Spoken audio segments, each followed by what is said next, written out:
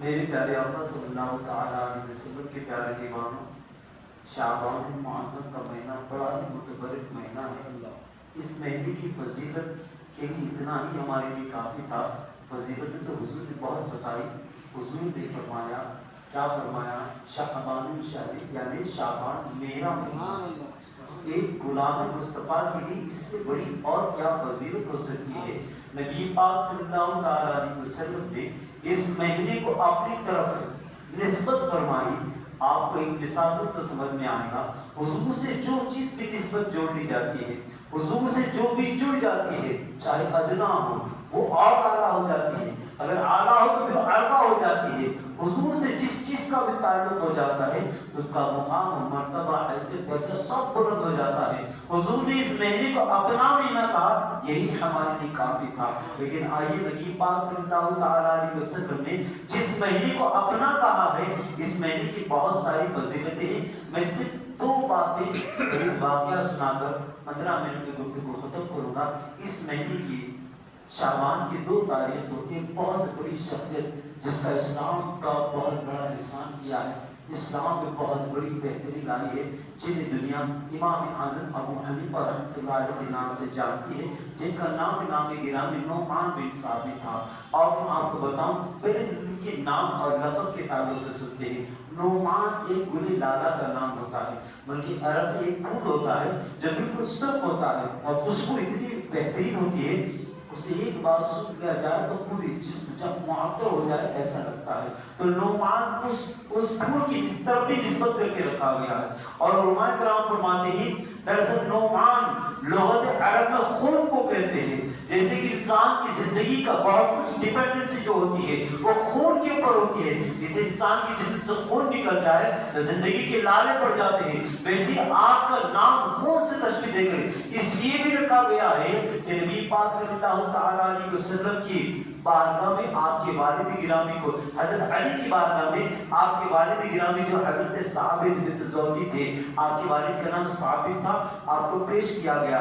حضرت علی گود پہ لے کے سر پہ ہاتھ پھیلا کے دعا فرماتے ہیں۔ تو حضرت علی کی دعاؤں کا ثمرہ و نتیجہ تھا کہ حضرت ثابت کے گھر میں حضرت امام اعظم پیدا ہوتے ہیں، اور امام اعظم کا نام نعمان اس لیے رکھا جاتا ہے کہ نعمان لغت عرب میں خون کو کہا جاتا ہے۔ جیسے کہ زندگی کا دارالمدار خون پہ جیسے ہوتا ہے، ویسے حضرت امام اعظم ابو حنیفہ نے اسلامی دنیا میں شریعت مطلقہ کو بہترین بنانے کے لیے وہ قوانین و ضوابط عطا فرمائے ہیں جس پر عمل کرنے کے بعد ہم اپنی عبادتوں کو میراث تک پہنچاتے ہیں۔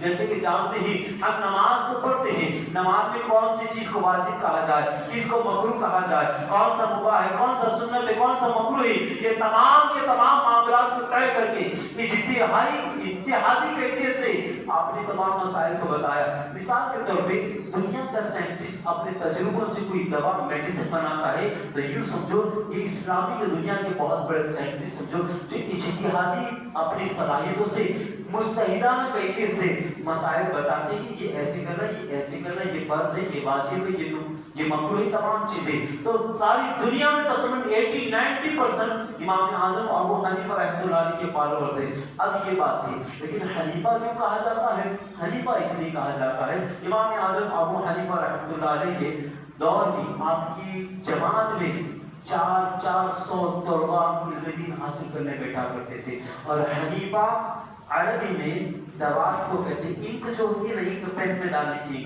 اس انک کو حنیفہ کہتے ہیں۔ تو امام اعظم ابو حنیفہ رحمۃ اللہ علیہ کی کلاس میں آنے کے لیے 400 اسٹوڈنٹس اپنی اپنی دوات کی شیشی اور قلم لے کر نکلتے تھے، اور آپ کی دستگاہی میں زیادہ شیاہی کا استعمال ہوتا تھا تو آپ کی بارگاہ میں آنے والے اسٹوڈنٹس اتنی شیاہی استعمال کرتے تھے، اتنا انک استعمال کرتے تھے، اب مولانا کے نام کیا کہ ابو حنیفہ لگا دیا۔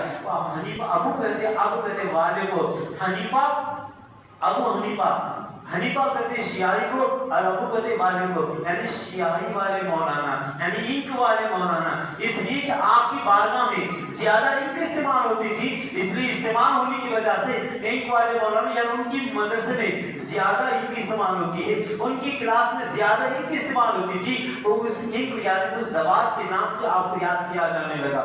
اور جانتے ہو حنیفہ عربی میں ٹوٹی کو بھی کہتے ہیں، ٹوٹی جو نڑوں کی ٹوٹی ہوتی نا اس کو بھی حنیفہ کہتے ہیں۔ امام اعظم ابو حنیفہ نے مائن مستمر کا مسئلہ بتلایا تھا کہ اگر وہ پانی جو وضو کے غسل کے لیے لیا گیا ہے، اگر اس میں اگر برابر دھویا ہوا ہاتھ اگر ٹچ ہو جائے، ناخن کے برابر بھی کوئی حصہ ٹچ ہو جائے، پھر وہ پانی نہ وضو کے قابل رہتا ہے نہ غسل کے قابل رہتا ہے۔ امام اعظم نے جب مسئلہ بتایا مائن مستمر کا، تو پھر اس زمانے میں دانشور جو ذہن کے لوگ تھے انہوں نے ٹوٹیوں کا ایجاد فرمایا، ٹوٹیوں کو بنایا، تو امام اعظم کی وجہ سے ٹوٹیوں کا استعمال شروع ہو گیا، اس لیے لوگوں نے ابو حنیفہ یعنی ٹوٹیوں والے مولانا کہنا شروع کر دیا۔ اس لیے اس کی بہت ساری حکمتیں، بہت ساری وجوہات ہیں ابو حنیفہ کا معاملہ یہ، لیکن جانتے ہیں ابو حنیفہ امام اعظم ابو حنیفہ رحمۃ اللہ علیہ کے حصے میں حضرت علی کی دعا آئی تھی۔ اب جو اہم باتیں بتانی ہیں کیونکہ وقت کافی ہمارا ذکر کا شروع ہونے والا ہے، دو اہم باتیں ہم ہر بزرگ کی سامان حیات کو پڑھتے ہیں لیکن جو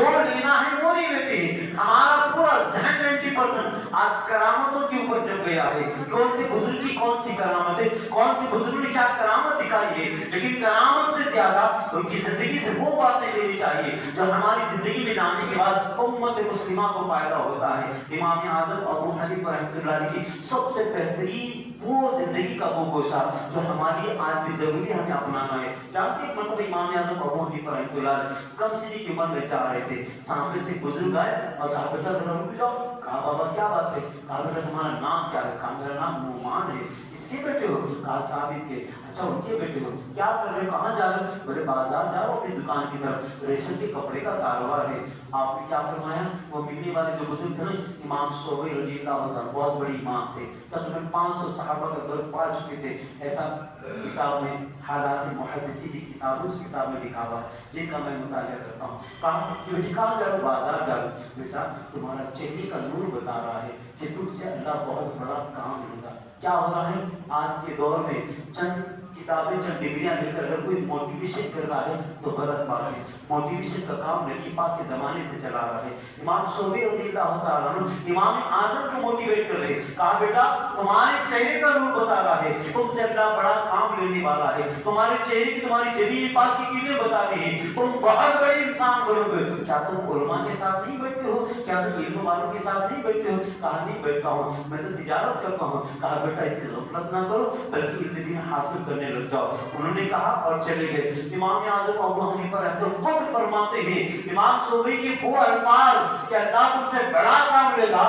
میرا چہرے کی روشنی بتا رہی ہے کہ میں بڑا آدمی بن سکتا ہوں، وہی بات گونجتی رہی، وہی بات ذہن میں چلتی رہی۔ اس کے بعد فرماتے ہیں ان کی باتوں کا اتنا اثر ہوا، اس کے بعد میں حضرت امام احمد کی درسگاہ میں شامل ہو گیا اور علم دین حاصل کرنے لگ گیا۔ اب بتاؤ 18 سال تک وہاں پہ علم حاصل کرتے رہے، 4000 مشائخ سے آپ نے علم حدیث سیکھا۔ اب ایک نکتے کی بات یہ، اس زمانے کے جو مشائخ ہوتے تھے نا وہ علم دین کا درس دینے والے، علم حدیث کا درس دینے والے، علم حدیث پڑھانے والے ہوتے تھے۔ امام اعظم فرماتے ہیں 4000 مشائخ سے میں نے علم دین حاصل کیا۔ مشائخ وہ جس کی ایک ہاتھ میں شریعت ہو اور ایک ہاتھ میں طریقت ہو، وہ مشائخ جو اپنے مریدوں کا بھی بھلا کر سکے، ان کو بھی علم دین بتائے، ان کو بھی علم دین سکھائے، ان کو بھی شریعت کے راستے پہ چلائے۔ آپ جانتے اگر امام صوبی رضی اللہ تعالیٰ عنہ امام اعظم کو موٹیویٹ نہ کرتے، اگر ان کو سمجھاتے نہیں، ہمت نہ دلاتے، حوصلہ نہ دیتے، طاقت نہ بنتے، ٹرسٹ نہ بنتے، تو پھر بتاؤ امام اعظم اس طرف جاتے، وہ اللہ کی مسجد اللہ جانے۔ لیکن ظاہری اسباب یہ دیکھنے میں آتے ہیں امام صوبی کے رضی اللہ عنہ کے موٹیویٹ کرنے پہ، ہمت اور حوصلہ دلانے پہ آپ ادارے کی طرف گئے اور پڑھے لکھے آج دنیا کے بڑے امام بنے۔ کیا کبھی ہم نے کسی بچے کا ہاتھ پکڑ کر کہا کہ بیٹا مجھے ایسا لگتا ہے تیری یہ ہوشیاری، تیری تابناکی، تیری باتوں کا انداز، تیرا پڑھنے کا انداز، تیرا لکھنے کا انداز مجھے یہ بتاتا ہے کہ امت مسلمہ کے لیے بہت بڑا کام کر سکتا ہے۔ آج بھی ہماری قوم میں اللہ نے ایسے بہونہار بچے پیدا کیے ہیں، لیکن آج ہم اپنے بچوں کی ٹانگ پکڑ کر کھینچتے ہیں۔ اگر ہمارا بچہ ہمارے سامنے کہہ دے ابو میں یہ کرنا چاہتا ہوں, ہم یہ کہیں گے لیکن حالت میں تو کر سکتا, دیر سے ہو سکتا. ایسی باتیں کر کے ہم اپنے بچوں کی طاقت کو توڑتے ہیں. اس وجہ سے آج ہمارے پاس کوئی 9 لاکھ کے بچے تو پیدا ہو رہے ہیں لیکن وہ دنیا کی گرد میں غائب ہوتے چلے جا رہے ہیں. اس لیے کسی بھی بزرگ کی حیات کو پڑھے, اس میں سے اچھی چیزوں کو لے. حالانکہ ہر بزرگ کی اچھی ہی چیز ہوتی ہے. تو امام اعظم ابو حنیفہ رحمۃ اللہ علیہ ایک موٹیویشن کی ایک پہچان ہے, وہ امام صوبے کی طرف سے آپ امام کے وہ عہدے پہ پہنچے. جب امام اعظم نے دیکھا کہ مجھے کسی بزرگ نے ہمت دلا کر پڑھایا تھا, امام اعظم نے بھی وہی کام کیا. امام اعظم جب بڑے ہو گئے, بڑے استاد بن گئے, اپنی درسگاہ میں پڑھاتے تھے تو دیکھتے تھے ان کے سامنے درسگاہ کے سامنے سے ایک چھوٹا بچہ اپنے ساتھ جا کے آتے, تھوڑا رک کر دیکھ کر جاتا تھا. پھر سب میں تیزی سے بتا رہا ہوں, امام اعظم ایک دن خود گئے باہر اور جا کر اس بچے کو رکایا. کہا بیٹا تیرا نام کیا ہے؟ کہا میرا نام ابو مالک ہے. اچھا کہاں جاتا ہے؟ کہا میری ابو کا انتقال ہو گیا ہے, میری امی نے گھر کے خرچ کے لیے ایک دھوبی کی دکان پہ کام پہ رکھا ہے, تو دھوبی کے پاس کپڑے دھونے اور صاف ستھرے کرنے کا کام سیکھ رہا ہوں. جب کام اچھا سیکھ جاؤں گا میں بھی دھوبی بن جاؤں گا, میری امی کا میرے بہنوں کا پیٹ پالوں گا. کہا بیٹا وہ تو صحیح ہے لیکن جاتے آتے تو پڑھنے والے بچوں کو دیکھ کر جاتا ہے, کیا تجھے بھی پڑھنا ہوتا ہے؟ کہا حضور میرا بھی پڑھنا ہوتا ہے, تو آپ میں تجھے پڑھاتا ہوں. امام اعظم اس چھوٹے بچے کا ہاتھ پکڑتے سے درسگاہ میں لاتے اور اسے پڑھانا شروع کرتے. مہینہ 1.5 مہینے کے بعد اس کی ماں پوچھتی ہے لڑکے کی, بیٹا تنخواہ کہاں ہے؟ کہا ماں تنخواہ کس کی؟ بولے دکان پہ تو جاتا ہے دھوبی کی, تنخواہ نہیں لایا. کہا ماں تنخواہ تو وہ لاتا ہے جو کام پہ جاتا ہے, پھر تو کہاں جاتا ہے؟ میں تو مولانا کے پاس پڑھنے جاتا ہوں. اتنا سنتے کی ماں جلال میں آتی ہے, امام اعظم کے مدرسے میں آتی ہے, بہت زیادہ شور و مچاتی, بہت جو کہنا تھا جاہرانہ انداز میں کہتی ہے. جب بول بول کے تھک جاتی ہے, خاموش ہو جاتی ہے, امام اعظم فرماتے مائی تیرا ہو گیا بولنا؟ بولے ہو گیا. امام اعظم نے کہا مائی بتا تیرے گھر کے خرچ کے لیے کتنا پیسہ لگتا ہے مہینہ؟ فرماتے ہیں اس زمانے میں اس کے گھر کے لیے 10-12 درہم لگتے تھے, لیکن جان بوجھ کے اس نے کہا 40 درہم لگتے ہیں. امام اعظم نے کہا ٹھیک ہے, ہر مہینے کی ایک تاریخ سے پھر تیرے گھر 40 درہم پہنچا دیں گے. اس کے بعد تقریباً 16-17 سال تک امام اعظم اپنے ریشم کے کپڑے کی تجارت کی گاڑی کمائی سے ہر مہینہ 40 درہم اس کو پہنچاتے رہے اور بچے کو پڑھاتے رہے. جب امام اعظم نے کہا تھا پہلی مرتبہ 40 درہم میں پہنچاؤں گا, تو امام اعظم کو عورت جاتی آتی پلٹ کر آئی اور آ کر پوچھا مولانا بچہ تو میرا ہے, پیسہ کیوں دینے کو تیار ہے؟ بچہ میرا ہے, پڑھانے کو کیوں تیار ہے؟ ایسا کیوں؟ یہ بتا کبھی قرآن حدیث کا علم حاصل کر کے بھی کبھی پیٹ بھرے گا؟ امام اعظم نے کہا کہ جو قرآن حدیث کا علم حاصل کر لیتا ہے اللہ بادشاہوں جیسا درجہ اس کا بنا دیتا ہے, اور ایک وقت آئے گا تیرا بیٹا بادشاہ کے بازو بیٹھ کر تخت حلوہ کھاتا ہوا تجھے نظر آئے گا. وہ منڈی جھٹکی کہا ایسا تو کہتے چلی گئی, لیکن 16-17 سال کے بعد دنیا کی تاریخ نے دیکھا کہ امام اعظم کے بعد مثال بھی اس دور کے بادشاہ نے اس لڑکے کو اپنے پاس قاضی کے عہدے پہ معمول بنایا. کہا تم نعمان بن ثابت کے شاگرد ہو, اگر تم ہمارے دربار میں قضات کے عہدے پر رہو گے, منصف بن کر رہو گے تو ہمارے لیے اچھا ہے. اس کے بعد وہ لڑکا وہاں پہ فائز ہو جاتا ہے اور ماں کو خط لکھ کر کہتا ہے کہ اب ماں آ جاؤ, اب غربت کے دن ختم ہو چکے ہیں, بادشاہ کے بعد قاضی بن چکا ہوں. ان کی ماں جب کپڑوں کی پوٹلی لے کر آتی ہے اور دربار میں جب آئی تو دیکھا جیسے بچے کو دیکھتی ہے چیخ مار کر گر جاتی ہے اور رونا شروع کرتی ہے. قاضی صاحب بھی آتے اٹھا دیتے ہیں, اماں رونے کی کیا بات ہے, کیوں رو رہی ہو؟ کہا بیٹا دربار میں جب آئی تجھے دیکھ کر تیرا مال بھی یاد آیا. اس زمانے میں اس نے کہا تھا کہ علم دین جو حاصل کر لیتا ہے اللہ بادشاہ کے مقابل کو مقام بناتا ہے, اور تیرا بیٹا قرآن حدیث کا علم حاصل کر کے لیکن بادشاہ کے قریب بیٹھ کر حلوہ کھاتا ہوا نظر آئے گا. اب میں جب آئی تو بادشاہ کے تخت پر بیٹھ کر تو بادشاہ کے ساتھ حلوہ کھا رہا تھا, وہ بات مجھے سچ نظر آئی. اب بات سمجھنے کی یہ ہے, امام اعظم کو موٹیویٹ کر کے امام صوبے رضی اللہ تعالیٰ نے ہدایت تک پہنچایا اور وہ دنیا کے امام بنے. اور پھر امام اعظم نے ایک بچے کا ہاتھ پکڑا, اسے علم دین حاصل کرایا اور اسے وہ مقام تک پہنچایا کہ قضات کے پوسٹ پر پہنچا, قضات کے عہدے تک پہنچا. ہم نے اتنے بزرگوں کا سنا ہے, پڑھا ہے, بہت کچھ کیا ہے, کیا ہم نے کبھی اس مشن کو اپنایا؟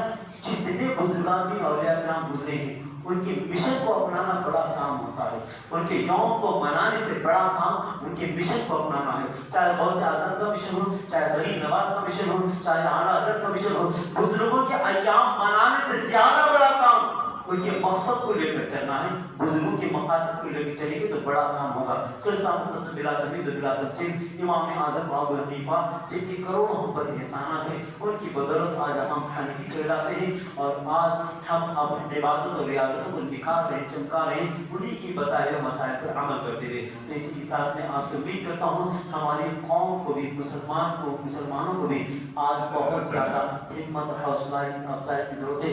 ہم کچھ بنے نہ بنے لیکن کسی کا حوصلہ ضرور بن جائے، کسی کی ہمت ضرور بن جائے، کسی کی طاقت ضرور بن جائے، کسی کا ٹرسٹ ضرور بن جائے۔ کوئی کم سے کم یہ تو کہے ان کی وجہ سے میں آج یہاں تک پہنچا، ان کی وجہ سے میں وہاں تک پڑھا، ان کی وجہ سے میں یہ بنا، ان کی وجہ سے وہ بنا، کم سے کم اتنا تو کہے۔ ایسا تو کام ہمارا ہونا چاہیے۔ حدیث پاک میں آتا ہے کوئی کسی کو نیکی کی طرف رہنمائی بھی کرتا ہے تو اس کو وہ مقام ملتا ہے جیسا عمل کرنے والے کو ملتا ہے۔ تو کوشش کریں ہم بھی خود نیک بنیں اور لوگوں کو نیکی کی راہ کی طرف رہنمائی کریں گے تو انشاءاللہ بڑا کام ہوگا۔ اللہ کی بارگاہ میں دعا کرتا ہوں کہ اللہ تبارک و تعالیٰ کہ ہمیں سننے سے زیادہ عمل کرنے کے لیے توفیق عطا فرمائے، سرکار کی محبت میں جینے بننے کے لیے توفیق عطا فرمائے۔ ما علینا الا البلاغ المبین۔ السلام علیکم ورحمۃ اللہ وبرکاتہ۔